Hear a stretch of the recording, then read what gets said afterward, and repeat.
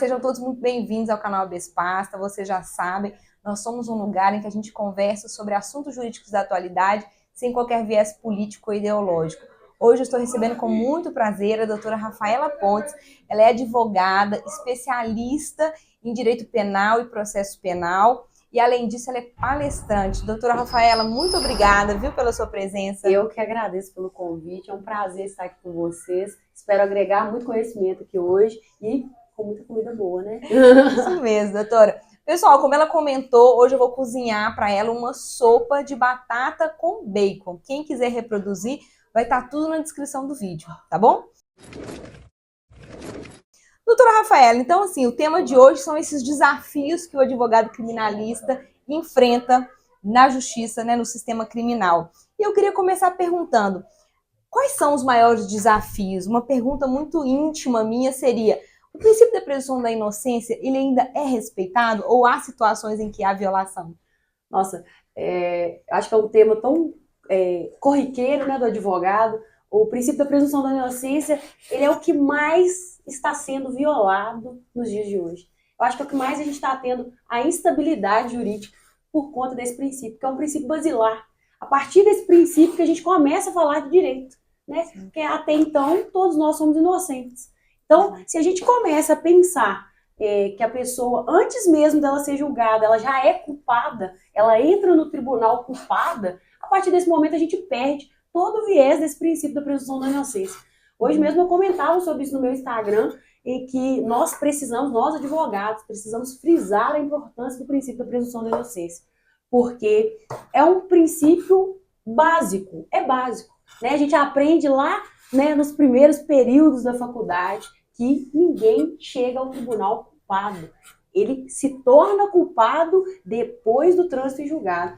E o que nós estamos vendo hoje, não só nos tribunais primários, né, na primeira instância, mas nos superiores tribunais também, é que esse princípio está sendo muito desrespeitado. E esse eu acho que é o maior desafio para a advocacia mineira, brasileira, que nós consigamos aí chegar em um momento em que nós possamos ver que o princípio está sendo velado, que ele está sendo... que os juízes, né, os promotores, estão vendo esse princípio como importante mesmo, né, como algo, como prioridade no direito penal. E eu acredito que essa mudança, né, na presunção da inocência, essa volta, né, na realidade não é uma mudança, é voltar para aquilo que nós fomos ensinados lá desde o início do Código Penal. Voltando para este início, nós vamos começar a falar de um devido processo legal. Caso contrário, nós ainda caminharemos com passos curtos, pequenos, e talvez aí não consigamos chegar onde nós queremos, que é a justiça na medida justa.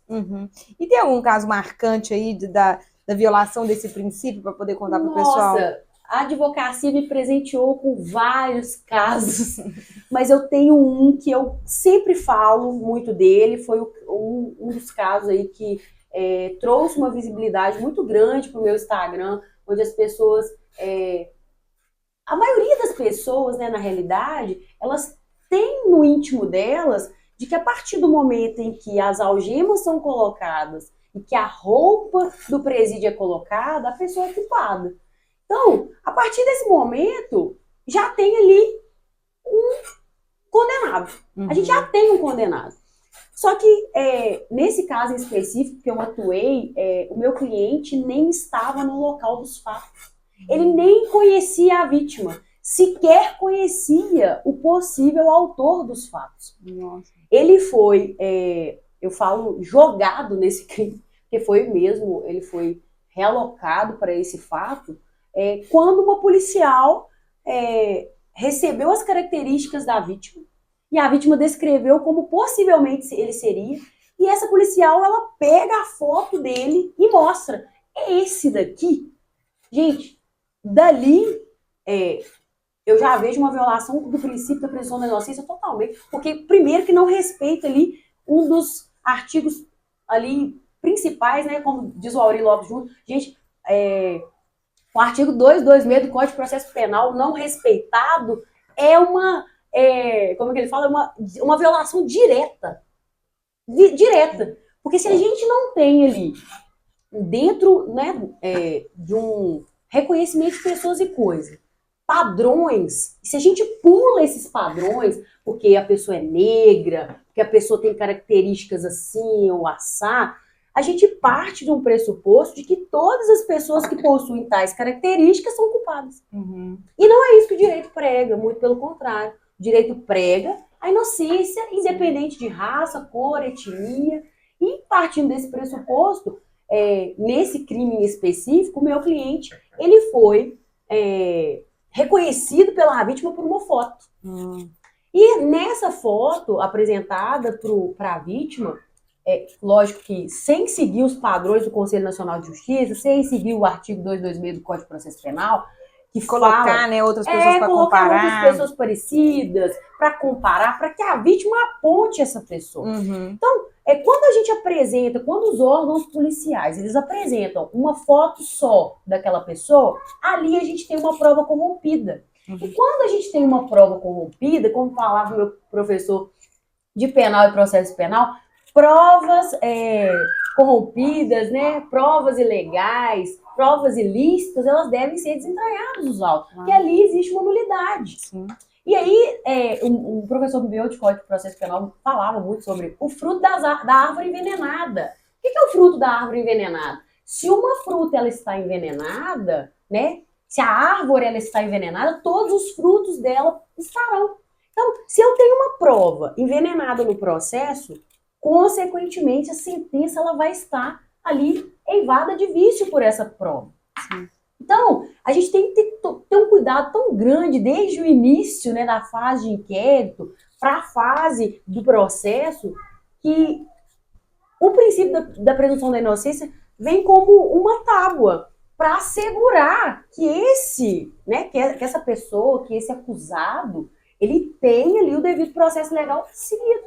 Que não tem ali, preenche as características do Código de Processo Penal para um relaxamento de prisão ou uma tornozeleira, que ele possa ter o processo, né, seguir o processo em liberdade. Sim. E hoje eu falava isso muito no Instagram, mas hoje a liberdade, ela é exceção, ela não é regra mais. Ele foi preso preventivamente? Ele foi preso, ele ficou 2 anos preso preventivamente até o júri, e no júri os jurados entenderam que ele era inocente. E aí, né, vem aquele velho ditado, né, que eu estava falando hoje, a prevenção, ela é melhor do que a reparação. O custo do reparo, ele é muito maior.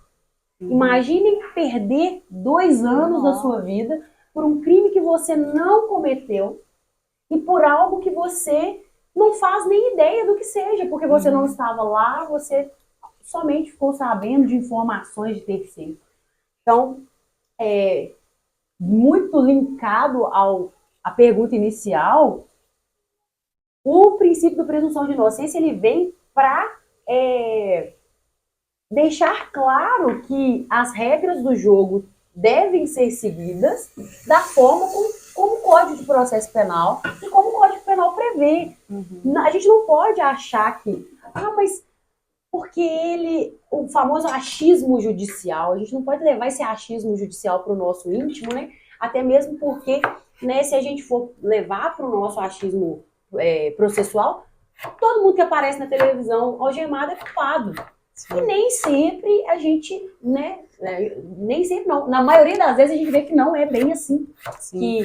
Que muitas vezes aquele achar, ele tem que partir de provas, e provas cabais, contundentes, que levem ali a uma decisão justa.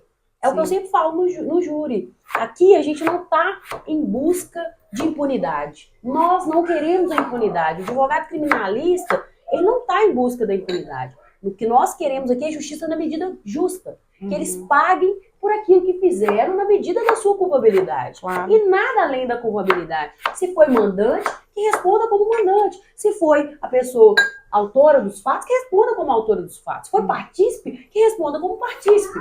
Não que coloque todos no meio, no mesmo, né, no palavreado mais popular, no mesmo balaio da fruta, né? Como se todas as frutas fossem iguais. E nem todos os dedos à mão são iguais, quiçá as pessoas, né, que a gente trabalha com elas. Então, eu acredito que esse caso foi um dos casos mais emblemáticos que eu tive, porque realmente né, nós advogados, a gente tem sim aquele no íntimo, a gente sabe quando o nosso cliente é inocente, quando ele é culpado, no nosso íntimo a gente sabe. E esse cliente, eu chorei com ele, junto com ele, na absolvição dele, porque a esposa grávida, 2 anos, não pôde estar ali com a esposa, perdeu aqueles momentos mais gostosos da gestação, a esposa estava quase ganhando bebê, e poderia perder o filho nascendo por uma condenação aí errônea.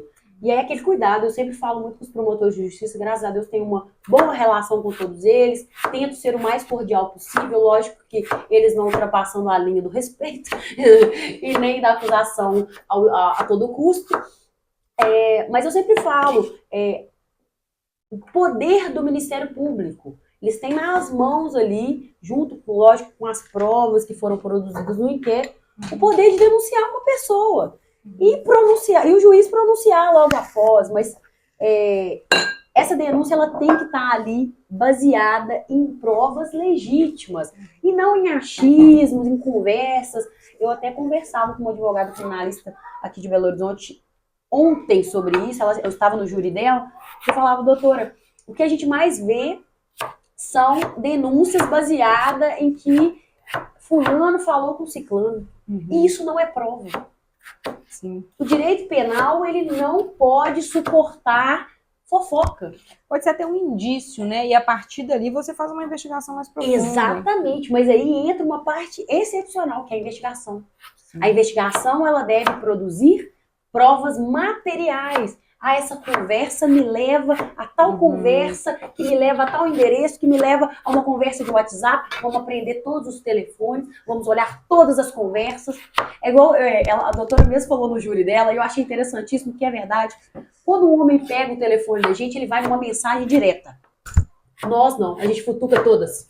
Se todas as mulheres fossem investigadoras, provavelmente nós acharíamos muitas coisas, porque nós iríamos mexer em todas as conversas. Porque a gente tem isso. O homem não, ele já vai direto no foco. A gente não, a gente já todas as conversas, olha o que tá conversando com um amigo, o que tá mandando de Reels, o que tá mandando de não sei o quê. Por quê? Tudo é prova, tudo correlaciona. Só que, para que a gente chegue ao estado condenado, né, o estado do seu cliente é condenado. Ali a gente tem que ter, antes disso, provas materiais robustas, evidências claras, objetivas, e nesse sentido, apontamentos e testemunhas que vinculam com aquelas provas produzidas. Sim. E nem sempre o que a gente vê é isso. A gente vê testemunhas falhas, policial, doutora, inclusive nós estamos investigando até hoje, falando, mas meu cliente está aqui para ser condenado, preso, né? E vocês ainda estão investigando. Nesse sentido de que as investigações elas devem partir ali de pressupostos legais, não de diz que me diz, até essa fofoca jurídica, né, que a gente chama, eu pelo menos chamo de fofoca jurídica, ela deve ser pontual. Nossa, essa pessoa tinha uma rixa com fulano de tal. E esse talvez pode ter sido um motivo para que ele se faça com a vida dela. Ok? Então vamos investigar se houve mesmo essa rixa, se essa rixa aconteceu, se houve troca de ameaças, se houve em algum momento um ficou na espreita para tentar ali pegar o outro desprevenido. E isso tudo a polícia consegue fazer. Sim. Não é uma coisa de outro mundo, não é uma coisa da NASA. Eu sempre falo isso. Gente, nós não estamos tratando aqui de crime de NASA, né? Interpol, não. Sim. Nós estamos tratando aqui de crimes comuns, crimes contra a vida. Deixam vestígios. É o que a gente precisa. Averiguação dos vestígios para que nós cheguemos aí em um resultado correto, vamos dizer assim, né? Porque condenar um inocente e absolver um culpado nem sempre é correto. Doutora, a doutora tá falando, eu lembrei, tem um episódio aqui no canal que fala exatamente sobre o reconhecimento de pessoas. E a doutora Kivi, ela apontou uma coisa que eu achei muito importante, que nesse caso seu, pode ser que tenha acontecido. Né? O que ela pontuou? Que muitas das vezes, quando o policial mostra a foto para a pessoa e a pessoa reconhece, ela fica com aquela pessoa na mente. Sim. Então, quando chega na audiência e o juiz pergunta se ela reconhece, a chance dela falar que reconhece é enorme. Não porque ele é, de fato, a pessoa que cometeu o crime, mas porque ela já viu ele na foto. Exatamente. Então, na verdade, ela não está reconhecendo a pessoa, ela não está reconhecendo a pessoa que praticou o delito, está reconhecendo a pessoa da foto. E muitos juízes falam, olha, se reconhecer uma audiência, está suprido os vícios ali do reconhecimento de pessoas. Então, isso gera diversas condenações injustas. Ela trouxe uma porcentagem, parece que 70% das condenações injustas, o problema está no reconhecimento. Exatamente. E ela fez uma pontuação exemplar. O problema do reconhecimento é a questão da nossa memória fotográfica. A nossa memória fotográfica, ela é seletiva. Se em um momento em que você está ali, né, um momento de um susto, né? O que o nosso corpo faz quando a gente assusta, quando a gente sofre um acidente? A gente tem ali alguns hormônios, alguns mecanismos que eles se movimentam para o nosso estado de alerta. Sim. E esses mecanismos, eles são pontuais, por exemplo, a nossa visão ela amplia. E o que acontece no reconhecimento, onde a pessoa acabou de sofrer uma grave ameaça? Ela vai fixar naquilo ali. E não vai ter ninguém, por exemplo, a vítima desse caso que eu contei há pouco, ela alegou no tribunal do júri. Eu reconheço sem sombra de dúvidas. Falei, meu querido, eu não estou querendo dizer que você está errado nesse ponto. Eu estou querendo dizer que você pode, por um momento em que sua adrenalina, sua noradrenalina estava em um estado exacerbado, o senhor pode sim ter sido norteado aí pela polícia a fazer um reconhecimento ilícito e errôneo. E aí foi até um momento de discussão nesse júri, que ele pontuou que eu estava querendo revitimizá-lo. A senhora quer me revitimizar? Não, o papel da defesa não é revitimizar, não é bater na vítima, nada disso. O papel da defesa é esclarecer os fatos, até porque quem deve apontar as provas e levar os motivos para uma condenação é o Ministério Público, não é a defesa. Não é a defesa. E isso a gente está vendo muito, né, doutora? Que quem está tendo que apresentar que não é culpado é a defesa. Ô, doutora Rafaeline, um grande problema dessa questão do reconhecimento é o seguinte, um grande problema da atuação policial. A partir do momento que a vítima reconhece, outras linhas de investigação deixam de ser feitas.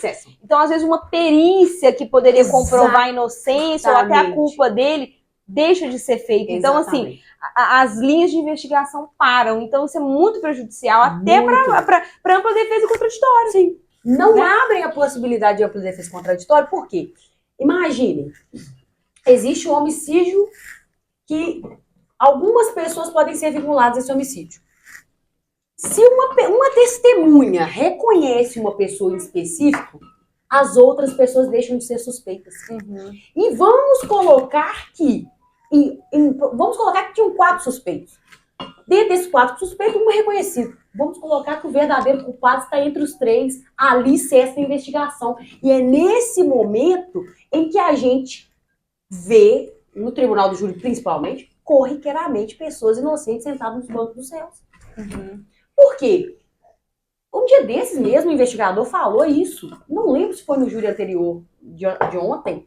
Ele falou, não, a gente chegou nessa pessoa, a gente parou a investigação. Aí eu falei, meu Deus, dá vontade de falar assim, senhor, você vai ser pago para isso.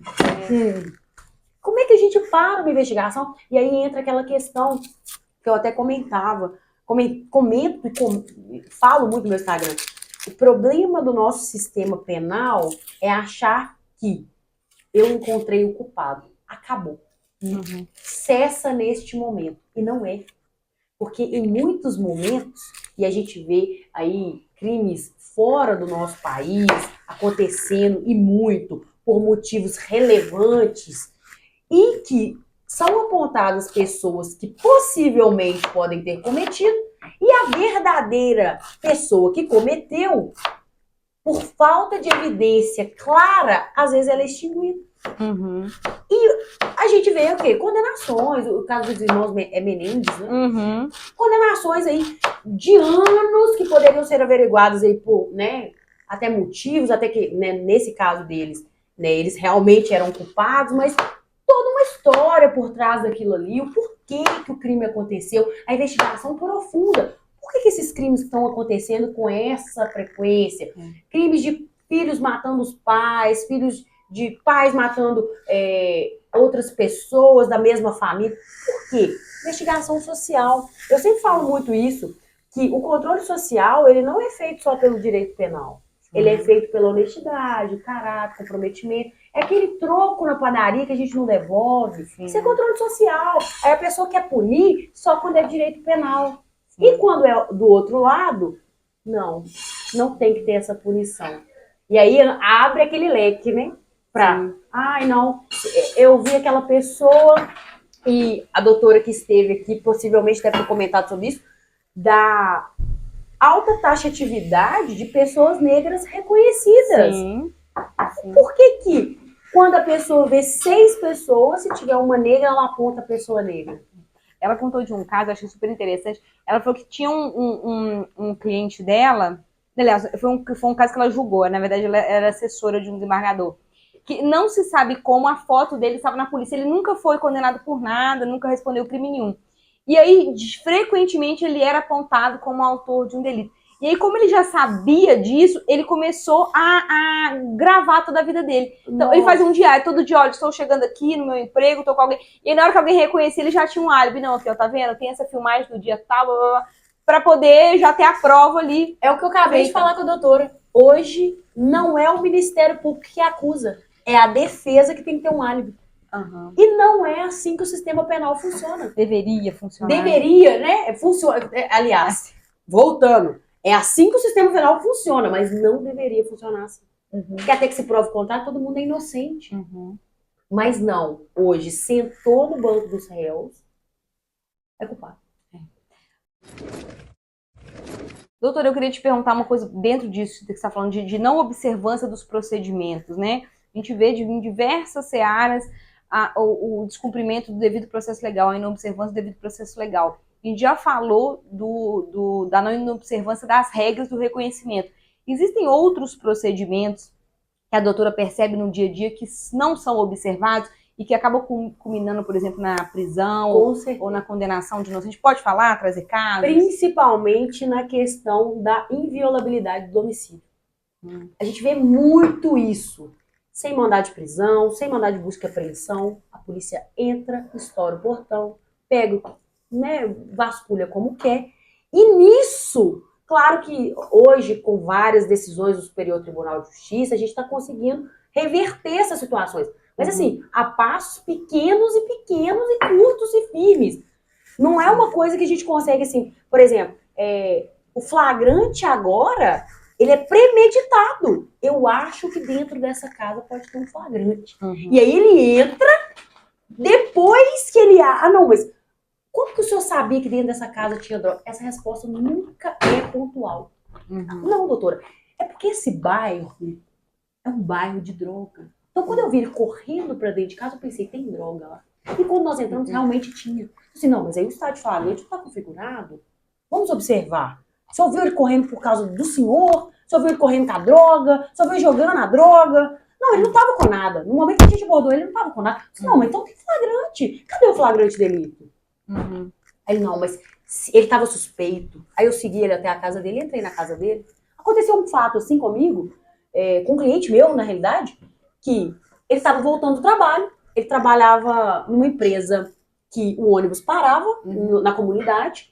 E o pessoal de comunidade, geralmente, infelizmente, eles têm um certo receio em questão da polícia militar, né, em questão das abordagens. Então, ele falava, doutora, eu descia do ônibus, eles iam correndo. Correndo mesmo, meus passos eram rápidos, para chegar em casa rápido. E aí, o policial entrou na minha casa. Falou assim, não, você tá com alguma coisa, você tá correndo, você tá andando rápido demais. Aí, eu não posso andar devagar demais, porque senão um bandido me pega. Eu não posso andar rápido demais, senão a polícia me pega. Aí eu ainda brinquei com ele, falei assim, melhor você ficar no trabalho. Voltar não volta pra sua casa. E aí, nesse dia, ele foi preso em flagrante, não tinha nada na casa dele. Mas tinha, como que chama, gente? Tinha uma algema e um negócio da guarda municipal, um chapeuzinho da guarda municipal. E ele explicando, não, isso daqui era no carnaval, que a minha esposa se fantasiou, e contando. Nada. levaram o menino preso. Aí eu cheguei na delegacia, isso em Ribeirão das Neves. Cheguei na delegacia e falei, doutores, mas ele tá preso por quê? Não, porque a gente suspeita que ele é do tráfico de drogas. Eu falei, tá, mas o que tem aqui para configurar essa prisão? Eu quero entender. E aí a gente sempre é tratado muito rispidamente, né? Não, doutora, tá preso, vai lá, vê o seu cliente, mas ele tá preso. Eu falei, não, eu quero saber o porquê, eu quero saber motivos. Tinha droga na casa dele? Não. Até pra poder fazer um habeas corpus, alguma coisa. Claro, um relaxamento de prisão, um pedido preliminar. Nada, não tem nada. Então, doutora, ele é suspeito. Ele tá suspeito, ele tá preso porque ele tá suspeito. Eu falei, gente, não é suspeito, não. Qual foi o motivo do flagrante dele? Doutora, ele correu. E a gente acha que ele jogou uma droga. Eu falei, mas vocês acharam a droga que ele jogou? Que ele possivelmente jogou? Não. Eu falei, não, doutores, aí vocês vão me desculpar. Aí nós estamos aqui, eu fazendo papel de boba e os senhores também. Nós só estamos trabalhando à toa. Porque aqui existe uma regra. Para cumprir o flagrante, eu tenho requisitos. Cadê? Onde encontram esses requisitos? Acabou de cometer o crime? Foi encontrado com o material do crime? Não. Estava cometendo ou acabou de cometer? Não. Então, doutora, a gente viu ele correndo e no final disso tudo, meu cliente saiu na audiência de custódia. Foi uma das poucas audiências de custódia que eu consegui liberar um preso, inclusive. Porque ultimamente tá muito difícil. Ele saiu na audiência de custódia e depois falou comigo, doutora, eu não lembro de ninguém jogando nada pra cima, não lembro de nada, foi absolvido. Mas assim, o transtorno. O gasto, ele gastou com advogado. Pra ir pra delegacia, foi transferido pro Ceresp. Às vezes um estresse, né? Pode até desencadear alguma coisa emocional. Exatamente. Eu já tive cliente que infartou dentro do sistema prisional. Falei, gente, aí, vocês matam o menino à toa. E aí, quando a gente vai falar, doutora, seus clientes é tudo inocente. Literalmente, gente, entrou na porta do meu escritório pra dentro, todo mundo é inocente. Doutora Rafaela, você está comentando uma coisa no começo, eu achei bem interessante, que é o seguinte, a partir do momento que a pessoa veste aquele uniforme de presidiário, né, tem ou não havido a condenação, há uma condenação social. Sim. E a mídia acaba contribuindo muito com isso, né? Em que pese a mídia tem aquele cuidado de colocar que ele é o suspeito, né? Que ele é o denunciado. Na prática, a exposição da imagem dele com algema, da imagem dele com uniforme, né? Da versão do Ministério Público, acaba incutindo ali no imaginário popular a culpa daquela pessoa. Exatamente.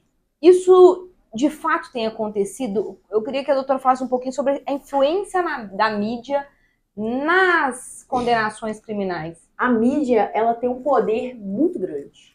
Muito, muito grande. E o que a gente vê é a interferência da mídia nos processos. Porque na maioria das vezes, gente, e aí a gente tem que ser muito cuidadoso, porque a mídia ela faz um papel muito importante, que é deixar o nosso telespectador, né, as pessoas que estão assistindo, inteiradas dos casos que acontecem na nossa cidade. E aí existe a linha que é muito tênue, que é falar o que realmente está acontecendo no processo, e ter acesso ao processo não é uma questão muito fácil. Sim. Entender sobre o processo requer conhecimento prévio. Técnico e técnico, prévio e técnico. Não é qualquer pessoa que consegue te dar um parecer sobre um processo, por exemplo. Sim. E aí, o repórter, geralmente, na maioria das vezes, o que eu acompanho, tá, gente? Eu não posso falar de tudo. Geralmente, ele ouve o que a família da vítima fala, o que o clamor social está falando e o que o delegado fala. Nesse caso que eu citei para vocês atrás, sobre o meu cliente que foi à júri e nem estava no local, o delegado falou para o repórter, sem sombra de dúvidas, ele planejou, ele cogitou, ele quis. Eu falei, não, aí ele está atuando como Ministério Público, né? Aqui não é nem órgão de investigação, não, é um órgão do Ministério Público, porque ali ele está para apontar e acusar. Ele chuta, cabeceia e faz o gol também. É tudo junto, na mesma pessoa. E aí, eu achei muito interessante nessa reportagem que esse delegado específico foi intimado para estar no tribunal do júri. E ele não foi. E aí eu falei, por que na mídia eles gostam de aparecer? Mas quando é intimado para depor sobre o caso, eles não vão. Geralmente não vão. Por quê? No tribunal das lágrimas, que a gente chama, é muito mais difícil falar o que quer falar. Porque para a mídia é muito fácil. Não, assassino cruel, tinha tudo premeditado, sabia o que estava fazendo e como estava fazendo. Tá, com quais provas, embasado em quais pontos o senhor chegou a essa conclusão? Ou a sua investigação se baseou somente num reconhecimento falho que não conservou ali o que o artigo do Código de Processo Penal prevê? E aí, a grande crítica dos juristas à mídia é que o clamor social não pode falar mais do que o devido processo legal. Por quê? Justiça e vingança são muito próximos. E a gente não pode deixar com que a justiça seja confundida com a vingança. Porque às vezes o que você está querendo não é justiça, é vingança. Sim. Eu falei um dia desses, num júri que eu fiz, em que eu sempre falo, essa frase é uma frase que me rodeia em todos os lugares que eu vou. A justiça, quando eu quero justiça, a mesma justiça que você quer para a pessoa que matou o seu filho, é a mesma justiça que você quer para o seu filho quando ele mata alguém. Isso é justiça. Agora, quando você distingue, né? Ah, não, foi meu filho, mas meu filho é uma boa pessoa, mas ele matou o filho de alguém. E aí? E a mãe do filho de alguém que teve o filho morto? Ela vai pensar da mesma forma? Então a gente, eu tento me basear sempre quando fala de mídia nesse quesito, porque a mídia ela tem um grande poder de influenciar. Eu tô com um júri agora no Mato Grosso, era para ser dia 11 agora. Eu pedi desaforamento. Por quê? E aí explicando para as pessoas que estão em casa que não sabem o que é desaforamento. Desaforamento é quando as pessoas daquela comunidade elas podem estar sendo influenciadas pela mídia e esse influenciar pode prejudicar no resultado do júri. Por quê? Quando eu estou numa cidade pequena, vamos colocar de 20 mil habitantes, 15 mil habitantes, tá todo mundo ali girando aquela notícia o dia inteiro. Fulano mata a namorada de forma... Aquilo entra no seu íntimo. E não tem jurado imparcial o suficiente que não assiste televisão, que não tem WhatsApp, que não vê, não tem Instagram. E aí, essa questão da mídia em lugares pequenos traz pra gente um desconforto muito grande. Por quê? Jurados são 7 pessoas comuns. Pessoas que assistem televisão, que vê o WhatsApp, que vê o Instagram. Quando eles começam a ver notícias repetidas, onde apontam aquela pessoa como um monstro, olha o que ele fez, como ele fez, e etc e tal, o que vai acontecer? O pré-julgamento social vai sobressair sobre o resultado. É como se eu entrasse no júri e o meu cliente já está condenado até mesmo antes da defesa falar. Isso não pode acontecer. Eu coloquei como link 10 notícias que rodaram na cidade. 10 canais de televisão que passavam essas notícias que ele havia ceifado a vida da namorada de forma cruel.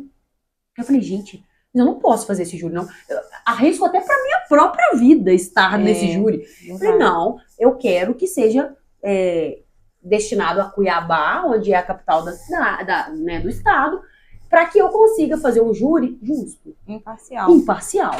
O que as pessoas acreditam, e não é o que o advogado criminal faz, que as pessoas acreditam que a gente fica mentindo para salvar um cliente. E não é isso, gente. O que a gente faz é usar de predicados legais, o que a lei determina, para que a gente consiga provar que aquele cliente ele não é um monstro que nem o Ministério Público e que nem as mídias criaram na cabeça das pessoas. Porque todas as pessoas têm os motivos delas. Né? Claro que ninguém pode ceifar a vida de ninguém por motivo nenhum.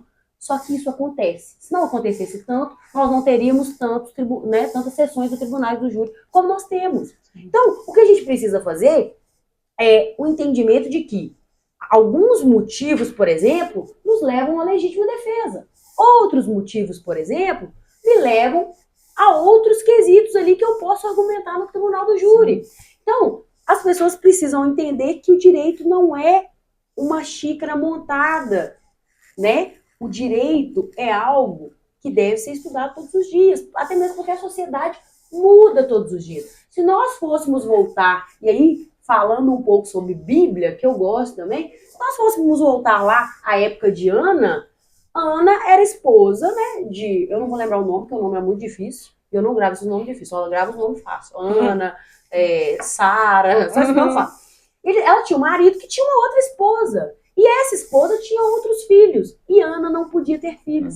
E Ana passa por 10 anos esperando que Deus respondesse suas orações. Gente, pensem, naquela época, a bigamia era algo, né, que não tinha. As pessoas não. Permitido. As pessoas tinham relacionamentos múltiplos. E era comum. Hoje em dia, isso não é comum mais. O porquê que a sociedade e o direito têm que acompanhar essas mudanças? Até mesmo para entender que a sociedade está mudando. Uhum. As formas com que os crimes estão acontecendo também estão mudando. Nós tivemos aí um último crime que, né, assustou a nossa sociedade brasileira, de uma criança que ceifou a vida dos pais E do irmão. Porque assistia jogos na internet? Talvez. Porque ouvir uma colega online? Talvez. Isso nós só saberemos quando entrarmos dentro do processo. E mesmo assim, talvez não tenhamos aí todas as informações que precisaríamos para uma condenação. E até mesmo porque o caso dele é do ECA, né? O Estatuto da Criança e do Adolescente. Nem entra no tribunal do júri, nem vai a júri. Muito pelo contrário. Então, assim, eu acredito que a mídia, ela tem um poder muito grande e ela tem um papel essencial, só que mídia sensacionalista, extremista, a gente tem que tomar muito cuidado com isso. Muito cuidado mesmo. Até porque pessoas inocentes podem estar sendo condenadas por conta do sensacionalismo.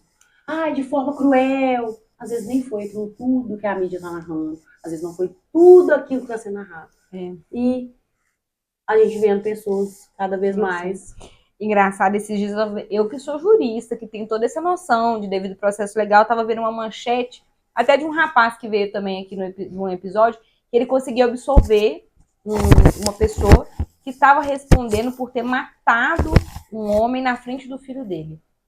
E na hora que eu li a manchete, a primeira coisa que veio na minha cabeça, mas que absurdo, né? Porque a sociedade já está cansada de impunidade. Eu pensei que absurdo, absolver um cara que matou o pai na frente do filho. Aí depois eu falei, não, mas peraí, Calma. será que o acusado é de fato a pessoa que matou? Né?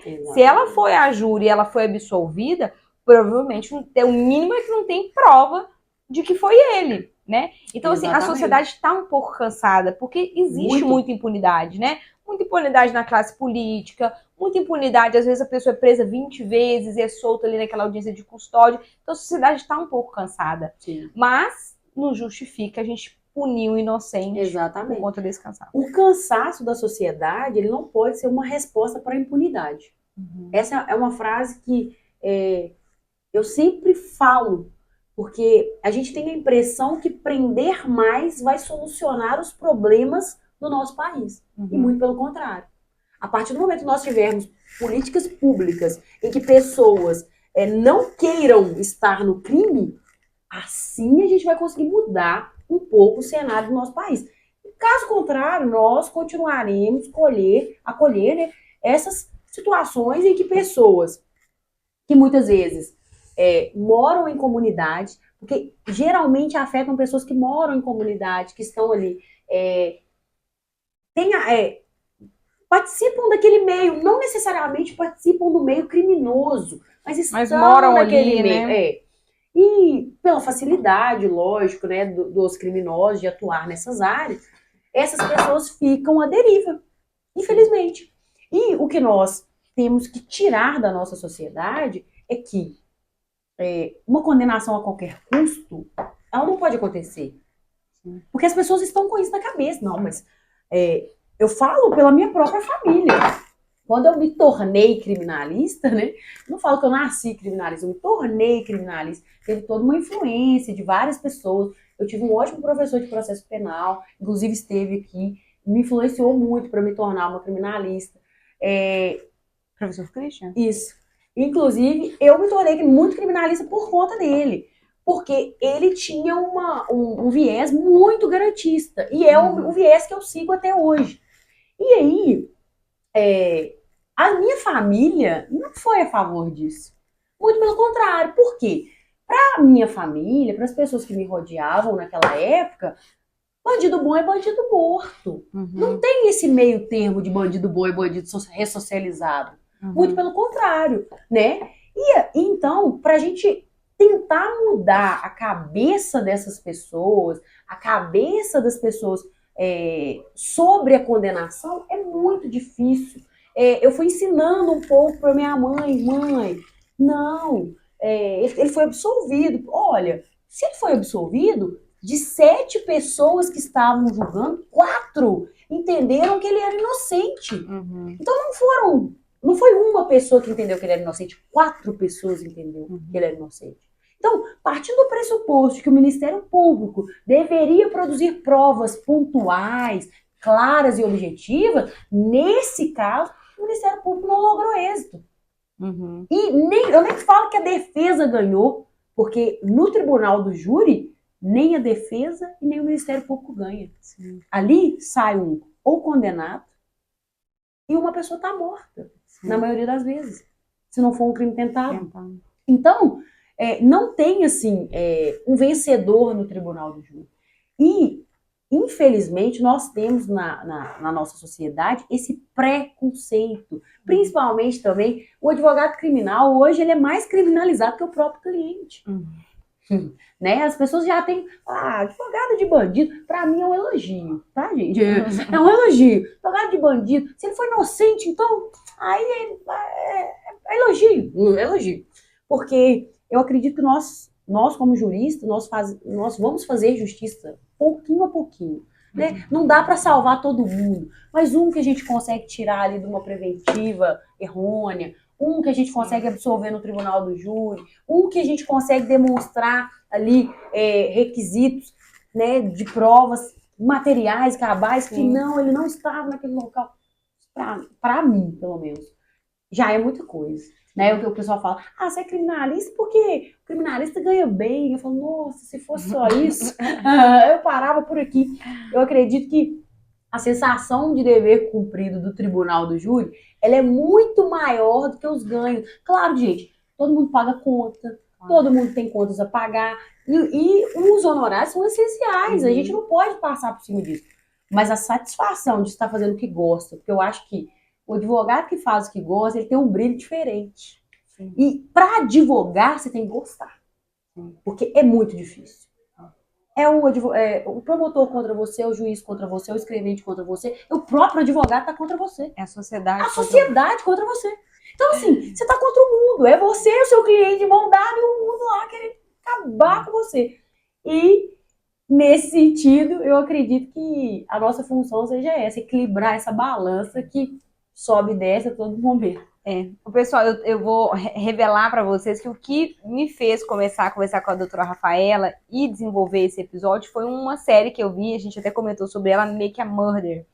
E nessa série, o que me chamou muita atenção é que, às vezes, quando você pega uma pessoa e começa o processo contra ela e você deixa outras linhas de investigação e você acaba condenando o inocente, em outra análise, tem 2 problemas. Porque além de você condenar o inocente, você deixou uma pessoa culpada livre. Exatamente. Podendo, inclusive, cometer outros delitos. Reiterar aquele delito. Então, eu entendo, às vezes, a dificuldade da sociedade, né, por essa questão da impunidade que de fato existe. Mas, por outro lado, a gente tem que ter muita seriedade nesse processo criminal de restringir a liberdade de alguém, porque isso por si só já é muito ruim, mas não é só isso. Pode ser que você esteja deixando livre uma pessoa que vai continuar delinquindo na sociedade. Exatamente. A gente fala muito no ramo criminal, principalmente dessas séries americanas, porque elas são muito bem produzidas. Tem até O Jardineiro, não sei se você assistiu essa série do Jardineiro, que era um matador de aluguel, e que ninguém nunca conseguia saber que era ele. Por quê? Ele fazia de uma forma tão bem feita, e aí, né, as séries americanas são mestres nisso, de mostrar como faz bem feito, de como esconde, E no final da série, mesmo no final da série, quase que não consegue achar que ele realmente era o culpado. E ele falando, ele era muito psicopata. As músicas que ele escutava eram músicas de psicopata. E assim, quando ele cometia um fato, ele sempre enterrava onde ele tinha as flores. E sempre, né, linkando com a minha área, eu gosto muito de séries policiais, de investigação, até mesmo Sim. para a gente agregar no nosso trabalho, trazer para a nossa realidade, né? Igual antes eu não pensava em provas digitais, hoje eu já penso em provas digitais depois de uma série que eu assisti. Fiz até um curso em São Paulo falando sobre provas digitais, que é muito importante também para defesa, porque agora, infelizmente, nós temos que produzir a defesa do nosso cliente. Senão ele vai ficar preso e condenado. E aí, ele enterrava as pessoas onde ele plantava as plantinhas dele. Como? Aí, por exemplo, pensando, né, do brasileiro, que sempre tem essas perguntas do Estado. Doutora, se eu matar uma pessoa e plantar uma árvore que não pode retirar. Pois é, não pode retirar a árvore, não pode cavar o buraco, não vai achar o corpo. Por exemplo, você está impune. Não é bem assim, gente. Não pense por esse lado. E essa série trouxe muito isso. Requisitos de um bom criminoso. E como que... E aí é importante também a gente trazer para o nosso policiamento brasileiro que não existe padrão de criminoso. A gente criou na nossa cabeça que o criminoso ele é negro, tatuado. Sim. E não é, gente. Não pensem vocês. Tem até um policial do Nordeste, se eu não me engano, do Norte ou Nordeste, que ele falou sobre isso. Doutora, o preto pobre, favelado, né? A pessoa negra, pobre e favelada, geralmente ela é traficante. Mas o branco não. O branco é usuário. Tá vendo? Como que a polícia mesmo já trouxe essa questão racial para dentro da polícia. Quando um negro é encaminhado para a delegacia, pode colocar aí que ele possivelmente é um traficante. Agora o branco não. Não, é usuário. Olha aqui, a família dele, Zona Sul. E é, talvez, na Zona Sul, que a gente tem os maiores traficantes. Que leva, né? Que leva. Né? E a gente, essas séries americanas são muito boas pra gente aprender essas questões de investigação e o quanto também a nossa investigação ainda está caminhando passos pequenos para chegar ali num nível de FBI e etc e tal. Não está muito longe, gente. As investigações americanas, elas cumprem um padrão muito alto. A não ser nesses casos midiáticos. Esses midiáticos, realmente, a gente tem uma outra perícia, né? Por exemplo, a Isabela Nardoni, aquela perícia foi sensacional. Mas, infelizmente, a gente não tem isso em todo caso. Exatamente. É isso também que a gente tem que pontuar e trazer para nossa realidade. Que nem sempre o Joãozinho da esquina ele é julgado como uma pessoa que a mídia elevou. E olha o papel da mídia. A mídia tem o poder de separar se vai ser o investigador estrela 5 ou se vai ser o investigador que está ali na delegacia mesmo.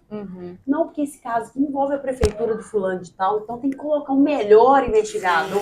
Então tá. Então a gente está separando ali uma pessoa que realmente pode ter cometido e está num caso que não é midiático e não vai ser condenado. E aí eu aponto uma pessoa que não cometeu nada. E no caso midiático, eu invisto tudo. Os meus melhores investigadores, o meu melhor delegado.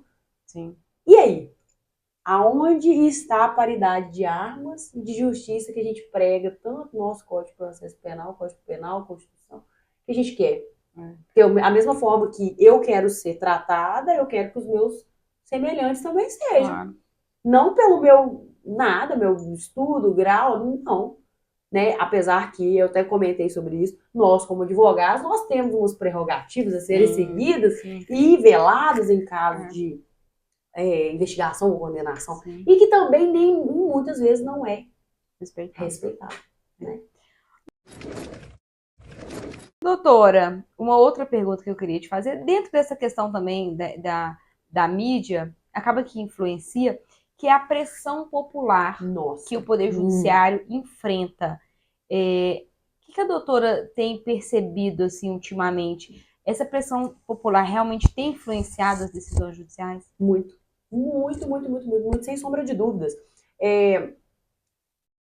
Falando de júri, os jurados são influenciados com a pressão popular, né? E aí a gente vê casos, eu não consigo citar vários agora, porque não me vem à mente, mas me veio à mente em um do Rio de Janeiro, em que o rapaz realmente era inocente, depois de muito tempo descobriu que ele era inocente, e que tinha uma pessoa apontada inicialmente na investigação que era o verdadeiro culpado, Sim.